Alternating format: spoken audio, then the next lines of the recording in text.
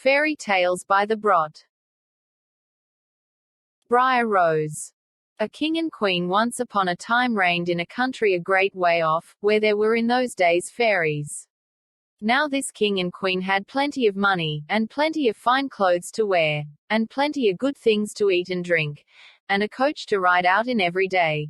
But though they had been married many years they had no children, and this grieved them very much indeed. But one day as the queen was walking by the side of the river, at the bottom of the garden, she saw a poor little fish, that had thrown itself out of the water, and lay gasping and nearly dead on the bank. Then the queen took pity on the little fish, and threw it back again into the river, and before it swam away it lifted its head out of the water and said, "I know what your wish is, and it shall be fulfilled. In return for your kindness to me, you will soon have a daughter." What the little fish had foretold soon came to pass, and the queen had a little girl, so very beautiful that the king could not cease looking on it for joy, and said he would hold a great feast and make merry, and show the child to all the land. So he asked his kinsmen, and nobles, and friends, and neighbours. But the queen said, "I will have the fairies also, that they might be kind and good to our little daughter." Now there were 13 fairies in the kingdom, but as the king and queen had only 12 golden dishes for them to eat out of, they were forced to leave one of the fairies without asking her. So 12 fairies came, each with a high red cap on her head, and red shoes with high heels on her feet, and a long white wand in her hand, and after the feast was over they gathered round in a ring and gave all their best gifts to the little princess. One gave her goodness, another beauty, another riches, and so on till she had all that was good in the world. Just as 11 of them had done blessing her, a great noise was heard in the courtyard, and word was brought that the 13th fairy was come, with a black cap on her head, and black shoes on her feet, and a broomstick in her hand, and presently up she came into the dining hall. Now, as she had not been asked to the feast she was very angry, and scolded the king and queen very much, and set to work to take her revenge. So she cried out, "The king's daughter shall, in her 15th year, be wounded by a spindle, and fall down dead." Then the 12th of the friendly fairies, who had not yet given her gift, came forward, and said that the evil wish must be fulfilled, but that she could soften its mischief. So her gift was, that the king's daughter, when the spindle wounded her, should not really die, but should only fall asleep for 100 years. However, the king hoped still to save his dear child altogether from the threatened evil, so he ordered that all the spindles in the kingdom should be bought up and burnt. But all the gifts of the first 11 fairies were in the meantime fulfilled, for the princess was so beautiful, and well behaved, and good, and wise, that everyone who knew her loved her. It happened that, on the very day she was 15 years old, the king and queen were not at home, and she was left alone in the palace. So she roved about by herself, and looked at all the rooms and chambers, till at last she came to an old tower, to which there was a narrow staircase ending with a little door.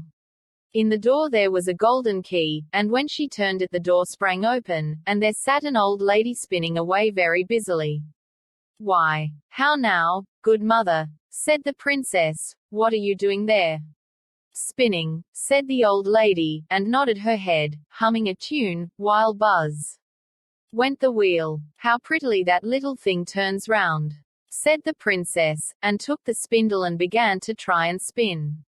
But scarcely had she touched it, before the fairy's prophecy was fulfilled. The spindle wounded her, and she fell down lifeless on the ground. However, she was not dead, but had only fallen into a deep sleep, and the king and the queen, who had just come home, and all their court, fell asleep too. And the horses slept in the stables, and the dogs in the court, the pigeons on the housetop, and the very flies slept upon the walls. Even the fire on the hearth left off blazing, and went to sleep. The jack stopped, and the spit that was turning about with a goose upon it for the king's dinner stood still, and the cook, who was at that moment pulling the kitchen boy by the hair to give him a box on the ear for something he had done amiss, let him go, and both fell asleep. The butler, who was slyly tasting the ale, fell asleep with the jug at his lips, and thus everything stood still, and slept soundly. A large hedge of thorns soon grew round the palace, and every year it became higher and thicker, till at last the old palace was surrounded and hidden, so that not even the roof or the chimneys could be seen. But there went a report through all the land of the beautiful sleeping Briar Rose, for so the king's daughter was called, so that, from time to time, several king's sons came, and tried to break through the thicket into the palace. This, however, none of them could ever do. For the thorns and bushes laid hold of them, as it were with hands, and there they stuck fast, and died wretchedly. After many, many years there came a king's son into that land, and an old man told him the story of the thicket of thorns, and how a beautiful palace stood behind it, and how a wonderful princess, called Briar Rose, lay in it asleep, with all her court. He told, too, how he had heard from his grandfather that many, many princes had come, and had tried to break through the thicket, but that they had all stuck fast in it, and died. Then the young prince said, "All this shall not frighten me, I will go and see this Briar Rose." The old man tried to hinder him, but he was bent upon going. Now that very day the 100 years were ended, and as the prince came to the thicket he saw nothing but beautiful flowering shrubs, through which he went with ease, and they shut in after him as thick as ever.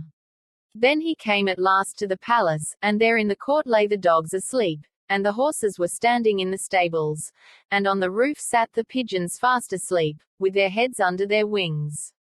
And when he came into the palace, the flies were sleeping on the walls, the spit was standing still, the butler had the jug of ale at his lips, going to drink a draught.